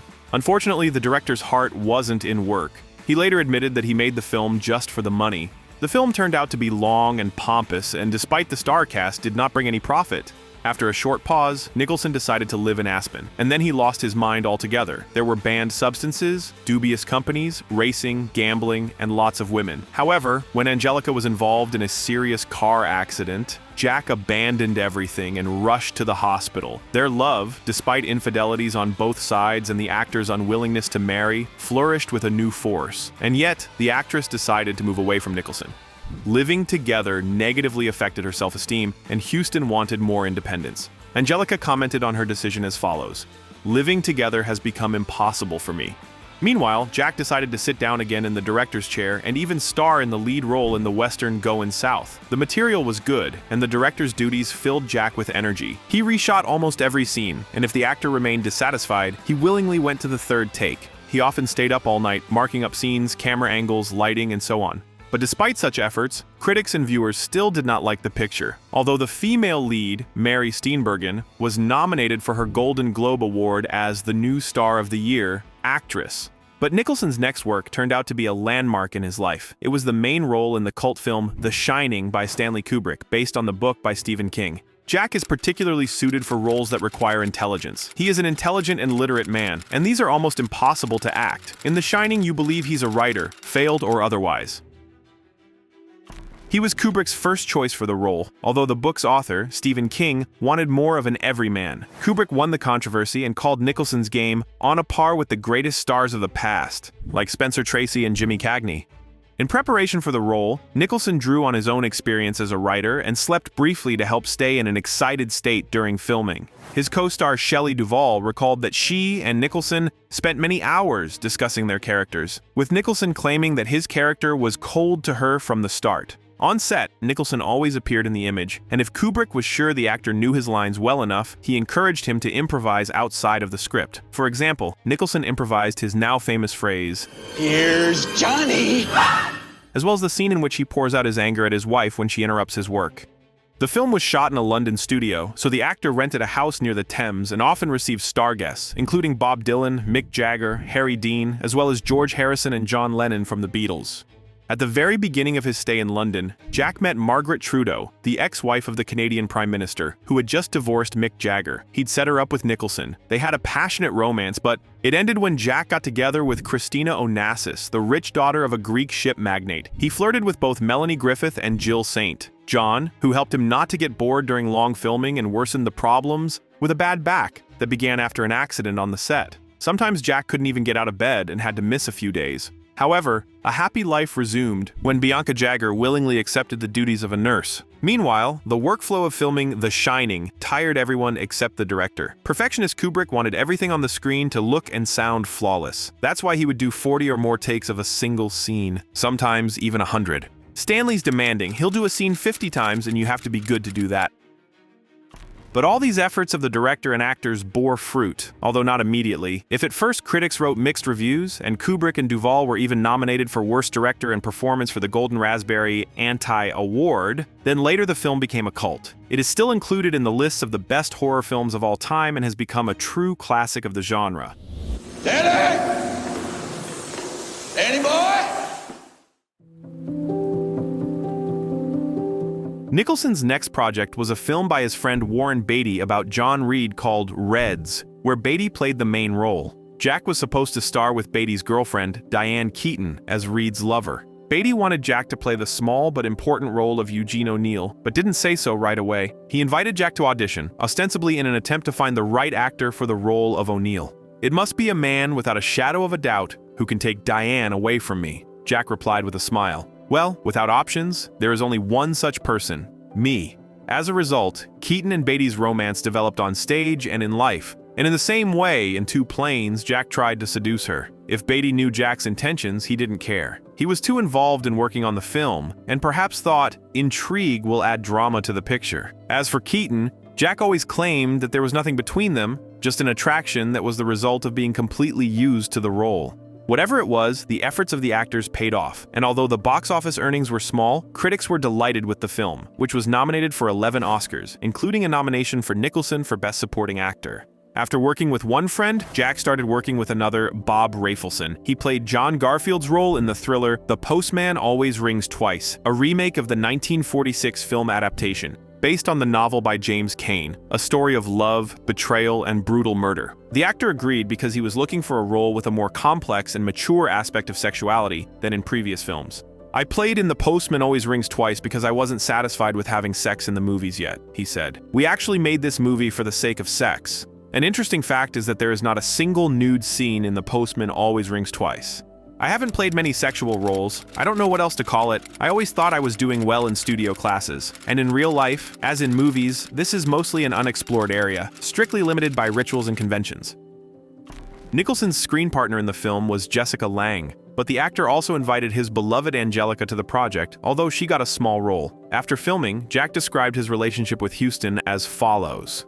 I always thought we were like Jean-Paul Sartre and Simone de Beauvoir. I respect Angelica more than other women, and there is something about her that I just adore. But if someone had said 20 years ago that a woman could leave me and sleep with one of my best friends, Ryan O'Neal, that they would write about it in the press, and that in 4 years I would no longer care, I would have replied, "You got the wrong address. I'm not like that. I wish I was, yes." So I became like this. And when reporters asked if they were going to officially get married, the actor replied, I regularly propose to Angelica. Sometimes she refuses, sometimes she says yes, we just won't get to the point. Nicholson increasingly realized that the years were taking their toll. He had just had another hair transplant, and his weight problem was starting to get out of control. Jack neglected physical activity, and his passion for Mexican cuisine took its toll. By starvation, he had made himself look convincing like the lover in The Postman Always Rings Twice. But at the age of 43, Jack had grown a belly. He also needed reading glasses for the first time. As for the film, it was not successful. Nicholson was criticized for being out of place, too old for such films, and generally looking more like his own imitation. The next film, Tony Richardson's The Border, where Jack also played the main role, did not become a hit either. The director wanted Nicholson to play less expressive than the previous roles on the principle of less is more. Jack worked a lot on the set. He's what the 30s and 40s stars were like, Richardson recalls. He can come on the set and deliver without any fuss, without taking a long time walking around getting into it. What do you want? Okay. And he just does it straight off. And then, if you want him to do it another way on the next take, he can adapt to that too. Critics appreciated Nicholson's performance, but the film itself received generally negative reviews. Jack took a 2-year break to rethink his acting career and take a break from work. He gained weight again, hosted only a few friends, and watched his favorite Lakers games on TV. The actor was taken out of such a hibernation by the next project, the comedy drama Terms of Endearment in 1983. The film spans several years in the lives of a mother and daughter, each finding their own reasons to keep going and discovering joy in everyday moments. Jack liked the script from the first reading. He decided this is a sure way to fix a shaky career. He wasn't even bothered by the need to play a secondary role. The actor agreed to shoot without any advance payment, but for a significant percentage.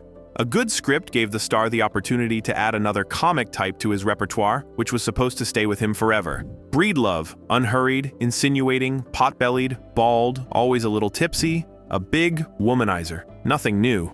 Inclined to give up on any problems. Due to the specifics of the plot, the director managed to force the comic characters as they acted in the first half of the film to deal with the family tragedy and behave as adults should, with real responsibility and real feelings. The picture rose above the level of a banal sitcom and became a real touching melodrama. Critics were completely delighted with the film, and especially with the performance of Nicholson, for which the actor received his second Oscar for supporting role. At the home box office, Terms of Endearment brought in just under $109 million. Jack earned $9 million at the end, and it became the second most profitable film of 1983.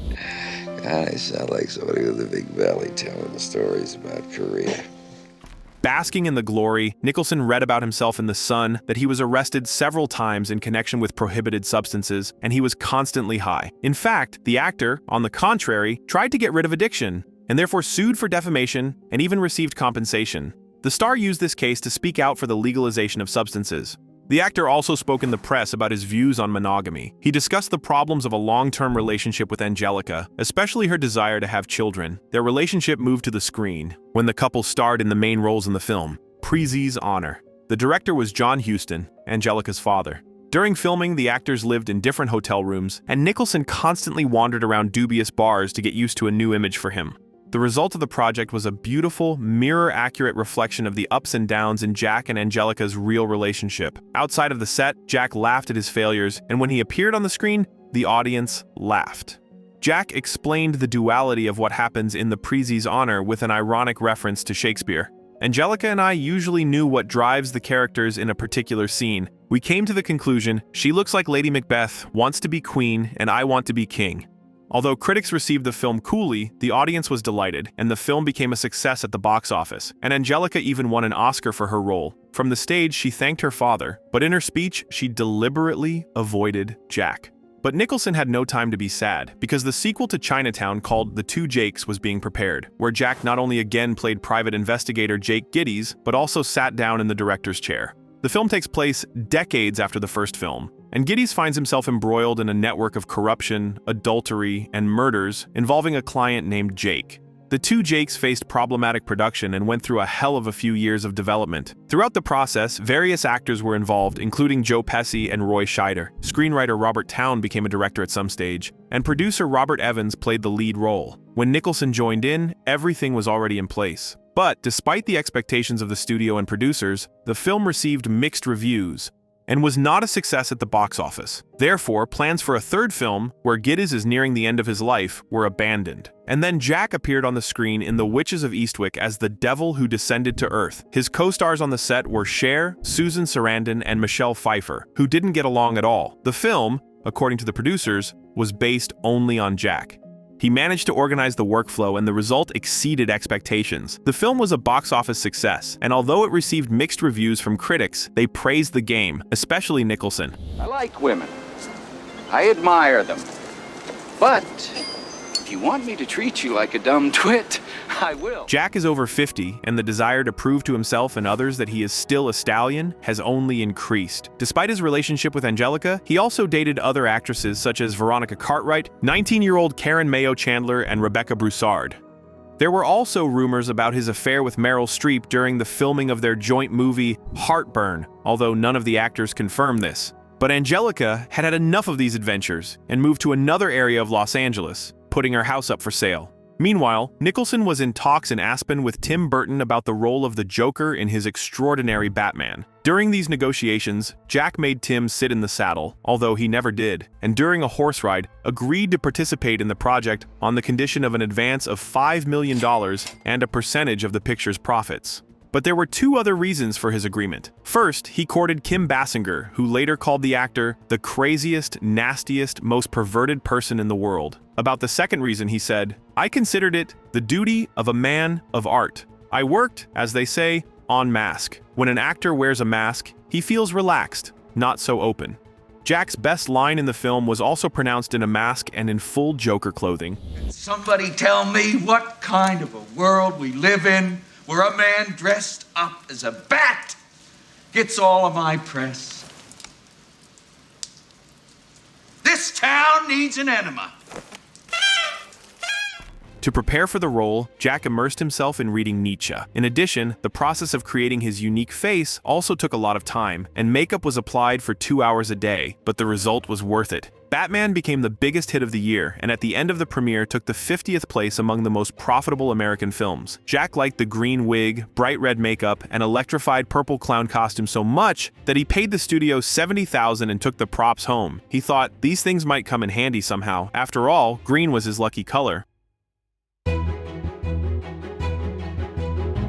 In April 1990, Nicholson became a father again. This time, his daughter was born by actress Rebecca Broussard, with whom the actor had a relationship. The girl's name was Lorraine. Jack bought Broussard a house in Beverly Hills for $2 million and put a significant amount in Lorraine's account. He explained to Rebecca that he needed privacy and would therefore live alone. She was a little surprised by this decision. "My mood changes a lot," Jack told the reporter, "and I'd rather not talk to anyone when I find the world terrible and unbearable. I need a place where no one can get to." Rebecca understands this, and that's why our relationship is so great. My office is not a harem. With Angelica at that time, Nicholson had already finally broken off relations. Houston, in turn, spoke about this breakup. "It's always unpleasant when you are abandoned, especially for the sake of a young woman. I was terribly worried about our breakup, but there was no other way out. There was no way I could stay with Jack. Another woman had his baby. No, I'm not one of them." After 2 years, the actress got married and finally put an end to the 17-year-old crazy romance. After 2 years, the actress got married and finally put an end to the 17-year-old crazy romance. In late 1990, the New York Times published comparative incomes of various individuals in the film industry. The magazine named Jack Nicholson the richest actor in Hollywood. Only Batman brought him $60 million thanks to the fee and rental interest. He also received interest from his other previous films. His biggest hobby was buying works of art, mostly paintings, and Jack was also happy with his 2 recognized children. He continued to look for a new project where he could participate. It wasn't so easy, as the younger generation of viewers only knew Nicholson as the Joker. Jack was offered dozens of roles of this type, but he refused, dreaming of a script that would give him the opportunity to return to the screen as a serious actor. And then, as if by a sign from above, Bob Rafelson appeared with a script by Carol Eastman called Man Trouble, created especially for Jack and Meryl Streep. As a result, Streep refused to participate in the film. She was replaced by Ellen Barkin, and Nicholson agreed, and he lost. The film turned out to be quite banal, collecting only $4 million at the box office and was the last attempt of the actor to play the main role. So in the next film, A Few Good Men, about the murder in the U.S. Marine Corps unit, Nicholson played a minor but no less important role of Colonel Nathan Jessup. Tom Cruise, Demi Moore, Kevin Bacon, and others completed the all-star cast. The film's director, Rob Reiner, recalls how Nicholson's level of acting experience affected other actors during rehearsals. "I had the luck of having Jack Nicholson there. He knows what he's doing and he comes to play every time out, full-out performance, and what it says to a lot of the other actors is, 'Ooh, I better get on my game here because this guy's coming to play, so I can't hold back. I've got to come up to him.' He sets the tone."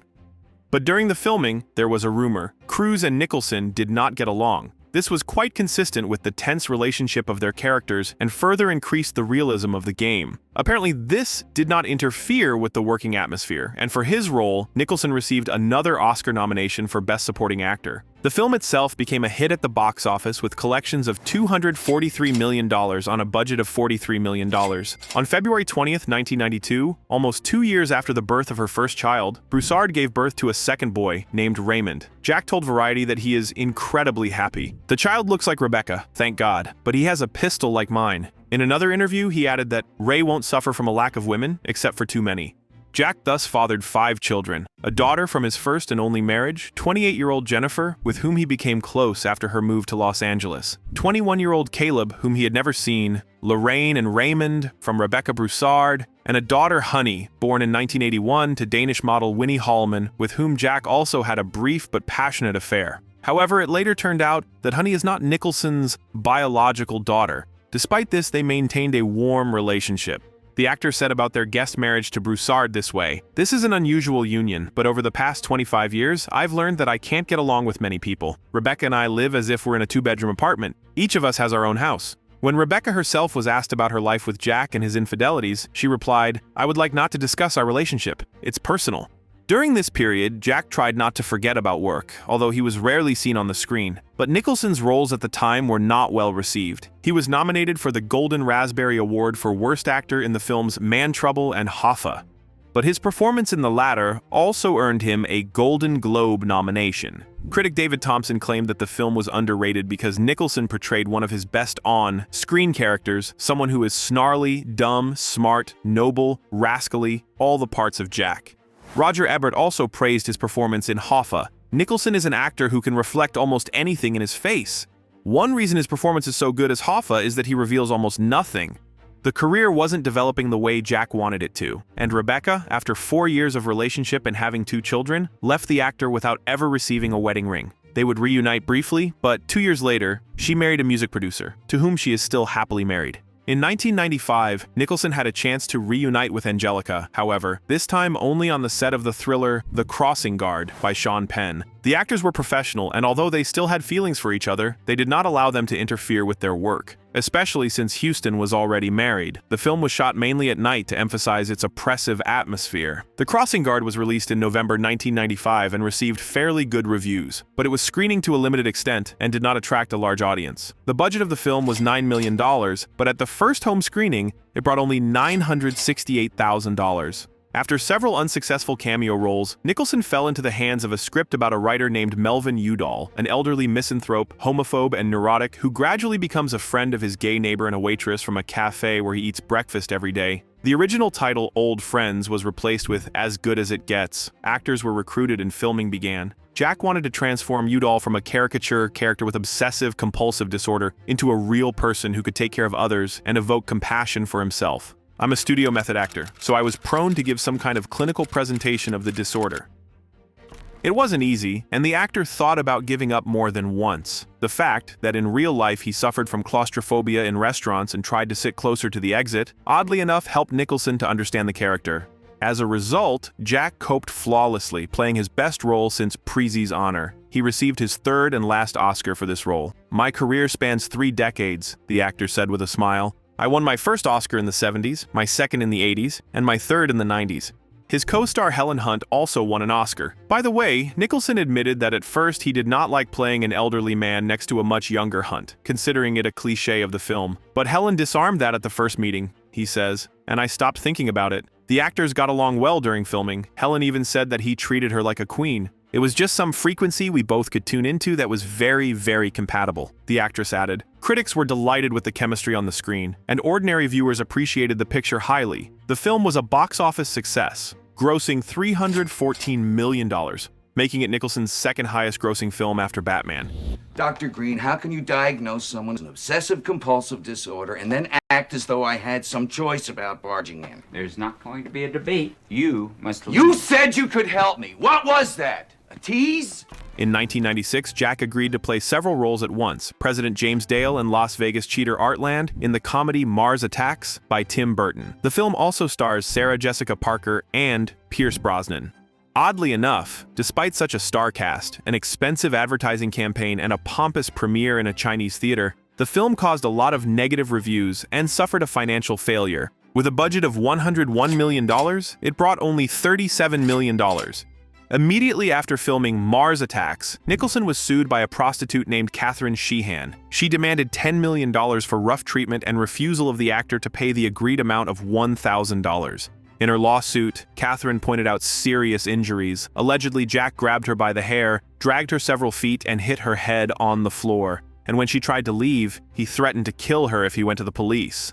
Catherine did, and an investigation began, but it didn't lead to anything. Sheehan withdrew the claim, receiving $32,000. Then she filed a lawsuit again, demanding another $60,000 as compensation for medical expenses. She claimed that one of her breast implants burst that night. Jack picked up his wallet again. No one believed in Catherine's actual beating. Celebrities are often sued by some scammers. It seems that Nicholson got involved in this court case just for fun.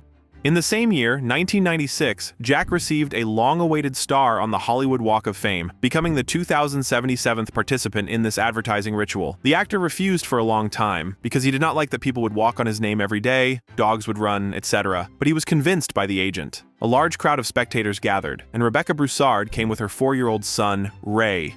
Nicholson then started dating her again, but the question of a wedding was never raised, and therefore, this romance did not last long.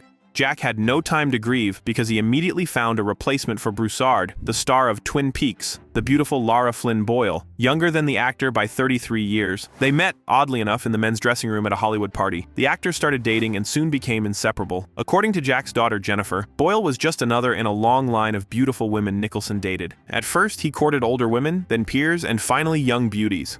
Just a month later, Boyle moved in with Jack. But that didn't stop the star from calling her ex-Rebecca to Wimbledon. What can we say? Incorrigible womanizer. Before we move on to Nicholson's latest roles in retirement, we want to remind you to subscribe, clicking the bell, and like. We try very hard to make high-quality content and delight you with weekly Hollywood stories. Well, is it ready? Then go to the last section. Nicholson met Millennium while starring in Sean Penn's next film, The Pledge, where he played retired police detective Jerry Black, who vows to find the killer of a young girl. Shot according to an interesting script and spoiled only by a double-digit ending, the film was released in January 2001 and achieved relative success, bringing in $29 million. For Penn, it was an unusual breakthrough, but not enough. Expenses exceeded the budget by $15 million. The studio refused to cover them, and Penn had to pay out of his own pocket. But critics liked the picture, especially praising Nicholson's performance, calling it deeply felt in comparison with other works of the actor. When Jack returned to the States, he and Boyle entered a new phase of their relationship, familiar to him, sometimes quarreling, sometimes reconciling. Mutual friends believed that Boyle was playing with Jack. Nicholson, meanwhile, signed Harry Gittes to star in a dramatic comedy called About Schmidt, based on the 1995 novel by Louis Begley. Jack apparently believed that he owed Gittes and agreed to a reduced fee, a smaller advance, a larger percentage, so that the film with a budget of $32 million could be shot. The film tells about the difficult fate of an elderly man who, after the death of his wife, goes to travel and learn life in a purchased trailer. This is a touching story about the problems of aging.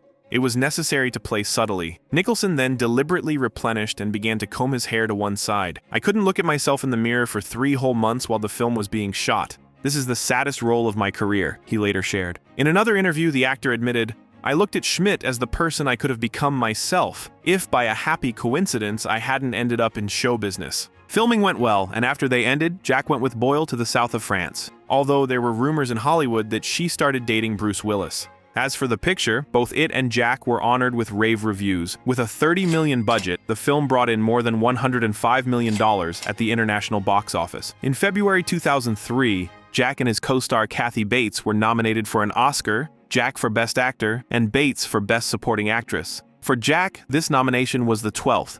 He also decided to speak openly about why, for the first time in many years, he found himself without a permanent companion. Jack claimed that he was pleased to finally stop chasing young beauties. In an interview with Newsweek, he said, "There's a lot of nonsense that I can't do anymore. I don't have the same energy anymore. I used to think you couldn't go to bed alone, and now I do it more and more often. It's a completely different feeling. I feel free." But to People magazine, Nicholson added, "I'm quite old, so anyone around me will seem young. I won't deny it. I've been a prankster for most of my life, and I would have remained one if I had the strength. I was sitting in a restaurant recently and thinking, maybe I must have slept with 2,000 women of all ages and their mothers too. Now I'm out of the game, but if I want to, I'll show you some more classes." And he doesn't make it up. Do you remember this incident at the Oscars? Oh, really? Do I look like a new girl, bro? I thought about it. The following year, Nicholson appeared as an insidious psychologist who teaches you how to direct your emotions in the right direction in Adam Sandler's comedy Anger Management. As is often the case with Sandler's films, critics were harsh. But the box office told a different story. The film grossed over $200 million. From one comedy, Jack moved on to another. Something's Gotta Give, where his partner again became Diane Keaton. There is an elderly writer in the center of the plot who falls in love with a 63-year-old playboy, and he has an affair with her daughter. According to director Nancy Meyers, Jack's character was really revealed on set. He breaks your heart. Everyone's always been running around with Jack, and he loves attention. His mother was a hairdresser, and he often said, "I grew up in a beauty salon, and now we've set up such a beauty salon for Jack again." And indeed, his character was more like the current Nicholson, who no longer had the desire to run after young beauties. The question was whether the public would like the new Jack, and the answer was yes. The film, shot in the summer of 2003, was released in December and turned out to be a hit of the season. With a budget of $66 million, where most of it went to Keaton and Nicholson's fees, it brought in more than $266 million at the first international box office.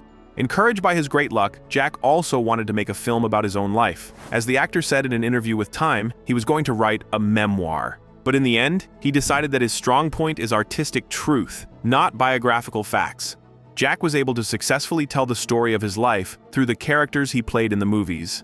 In February 2005, 67-year-old Jack finally thought, there is a good way to say goodbye to the audience. The perfect script, the perfect director, the perfect producer, the perfect studio, and the perfect colleagues on the set. It turned out to be a remake of the popular 2002 Hong Kong film about police officers, mafia, and undercover work called The Departed. Martin Scorsese directed the film, and colleagues on the set were popular actors Leonardo DiCaprio, Matt Damon, and Mark Wahlberg. The Departed was shot on a solid budget of $90 million. Jack's role was expanded and made one of the central ones. We built this character layer by layer until we got an image that fits into the genre film from the inside out. But he also tried to go beyond what was possible, and the picture turned out to be almost romantic, Jack recalled, noting Scorsese's love of drama and stage splendor. Everything was mixed up in a single stream of events, where a lot of things were improvised right on the set. There's a scene in the bar where I scare Leo's character with a gun, Nicholson recalls, but there wasn't a single gun in the script. We shot the scene the night before, then Martin said he was almost free the next day, and I offered to do a few more takes. Wanted to come up with something new and asked the prop to hide the gun on set and bring a fire extinguisher. The look on Martin's face when I asked for a fire extinguisher, I'll never forget. Scorsese recalled the scene as follows. Jack first sniffed his glass and said, "I hear a rat," and then pointed a gun at Leo. He didn't warn me about the gun. It turned out great, still freezing on the skin. Nicholson was thrilled to be able to play tough guy in Scorsese's cinematic allegory. As a model, he took the infamous Boston gangster James Bulger Jr., nicknamed Whitey, an episode of his turbulent youth when he led a gang and when competitive agents tried to infiltrate it, became the basis for the American version of the film. The Departed premiered in September 2006 and received various but mostly positive reviews. The film brought in $290 million at its first home screening, once again establishing Nicholson as a favorite of American cinema in various roles. a rebel, an elderly pot-bellied lover, a grumpy neurotic, a lonely old man, a dangerous gangster. In this film, Jack played his most memorable role after the Joker. They just do not stop having the mafia in Providence. And this can cause me a lot of problems. Even before the end of filming, Nicholson, full of energy, agreed to star with Morgan Freeman, who offered to call him, in Rob Reiner's The Bucket List, a deeply meaningful film story about two terminally ill people who want to fulfill their cherished desires before literally kick the bucket. The plot about going to heaven seemed like the best option for Jack, who just emerged from the depths of hell in Scorsese's film. When he shaved his head and went on stage as a host during the Oscars without warning, there were rumors that he was seriously ill. Hollywood was shocked by the news that he was dying of cancer. Jack was thrilled. A free promo for the film was provided. The premiere took place in January 2008. To the surprise of many geniuses of the film industry, they thought the film had no chance. There were also several devastating reviews, including an article by Roger Ebert, who was suffering from thyroid cancer at the time. The filmmakers think that dying from cancer is a hilarious riot spiced up with monetary insight. The pick $290 million at the home and international box office and proved that Jack's fame. Jack left for France and was in no hurry to return to the States until James Brooks called him again. He offered Jack the script for a film called How Do You Know, a romantic comedy with all the necessary components, including a star cast: Reese Witherspoon, Paul Rudd, and Owen Wilson. The problem was in the plot and in Jack's actual character. It's about a love triangle involving Witherspoon, Rudd, and Wilson. Jack plays the father of Rudd's character, but sort of in a different movie. The plot becomes increasingly confusing and unfunny, and in the end, the viewer is left puzzled by who chooses whom and whether the characters will go to prison. It took $100 million to shoot, minus the tax benefits. And when the premiere finally took place in December 2010, expectations were high, but the film suffered a financial fiasco, barely recouping half of the costs. When Jack was 74, he began to strengthen his assets by selling plots of land and entire houses that were originally intended for his ex-wife and children. Interestingly, only Lorraine and Ray, Nicholson's children from actress Rebecca Broussard, developed the warmest relationship with the movie star. He either did not recognize others or restricted his communication with them. Interestingly, Nicholson's 28-year-old daughter Tessa Garan, from waitress Jeanine Garan, became known relatively recently. Tessa complained that she was forbidden to talk about her famous father. She remembered that although she had spent time with Nicholson, she had never really known him. "My mom wanted me to have a relationship with him, but he said he wasn't interested," she said. However, Nicholson paid for her education in a private school, but he didn't help her anymore. In addition, the actor still smoked 3 packs of cigarettes a day, but took up yoga as much as he had enough patience, such a small personal compromise in favor of physical activity. As before, he went to Lakers games and played golf every day. He spent more and more evenings at the ceremonies of awarding various medals, awards, and prizes. So, in December 2008, he received an award from Governor Arnold Schwarzenegger when he was elected to the California Gallery of Fame. Besides, Jack bids farewell to his peers. The most difficult thing in old age is to lose friends. At first, everything goes unnoticed, and soon you say goodbye to someone every month and, of course, think, when will the bell ring for me? At my age, you feel like you're on the verge of death. It's scary. Who is ready to see God in the dazzling white light? Now, Nicholson is not often seen in public. He does not leave his luxury mansion on Mulholland Drive and has not appeared in public for a long time. He was last seen at a game of his favorite basketball team, the Los Angeles Lakers, back in October 2021, along with his 30-year-old son, Ray. In 2023, Lou Adler, a longtime friend of Nicholson's, told a funny story about the unofficial retirement of the actor, who has not starred for 13 years. A friend of mine wanted to put him in a movie, and he had a conversation with him. But Jack says, "I don't want to do it." He goes, "You know what I did today? I sat under a tree and I read a book." That sounds like Jack. Adler stated that Nicholson was doing whatever he really wants to do, adding, he wants to be quiet, he wants to eat what he wants to live the life he wants. But recently, rumors began to circulate about the deterioration of the star's health. A source close to the actor's relatives says that everyone is worried about Nicholson's well-being, but he prefers to live as a recluse. He doesn't want to face reality, said the friends of the actor, who fear that the legendary actor will die alone, like his friend Marlon Brando. Jack hangs out with some relatives, especially Ray, his protege, whom he is so proud of, but his days are over. His children are his only connection to the world, insiders noted. There are rumors that the actor has developed dementia, and his condition is getting worse. We would like to wish him good health, and we will always remember Jack Nicholson as a Hollywood loner ladies' man who won millions of women's hearts with his incredible smile. That's all for today. If you want to plunge into the life of another movie star, you can click on the video that appeared on your screen. And don't forget about liking it. And we say goodbye for a while. It was Biographer with you. See you soon.